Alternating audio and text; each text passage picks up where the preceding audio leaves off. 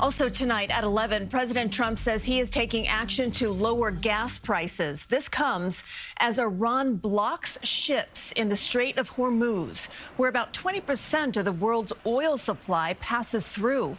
Video here showing the ships stuck in traffic. Dick Brennan joins us now with more on word of a potential threat to the U.S. homeland, Dick. Yeah, Christine, a lot going on tonight. This comes from a warning from the FBI's Los Angeles division shared last month with local law enforcement. The information apparently from a tip that came from before the war began about unmanned aerial vehicles off the coast of the U.S. But tonight there are questions about how credible the threat really is. An FBI bulletin obtained by CBS News said that in early February, Iran had allegedly aspired to conduct a surprise attack using drones fired from a vessel off the California coast.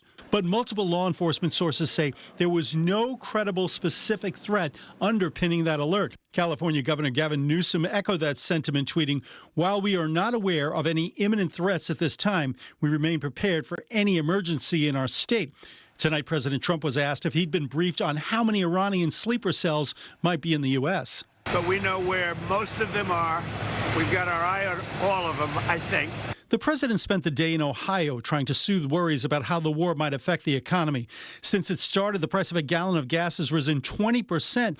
The price of a gallon of diesel has spiked even more, by 28%.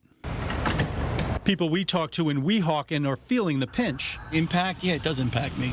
Instead of putting $20, I got to put $23. There's a difference every day. If they're 30 cents higher, I don't know. It's probably an extra $25 a month. Trump says the U.S. will dip into the strategic reserve to help lower prices. We're going to be doing it very quickly, and then we'll fill it up. We'll fill up our reserves. The Strait of Hormuz, where 20% of the oil goes through, has effectively been shut down.